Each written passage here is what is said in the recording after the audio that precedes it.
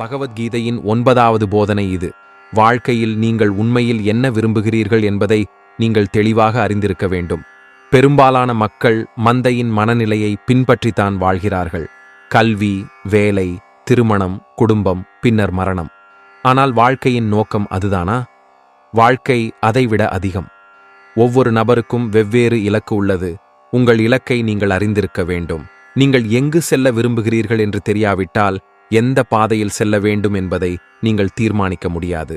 தயவு செய்து உறக்கத்தில் வாழ்க்கையை கழிக்காதீர்கள். கிருஷ்ணர் அர்ஜுனனிடம் கூறியது போல், நீங்கள் ஒரு க்ஷத்திரியர், பலவீனமானவர்களை காப்பதே உங்கள் விதி. அதேபோல ஒவ்வொரு மனிதனுக்கும் ஒரு இயல்பு, ஒரு நோக்கம் மறைந்திருக்கும். உங்கள் இயல்பை உணர்ந்து உங்கள் இலக்கை நோக்கி நடக்கத் தொடங்குங்கள்.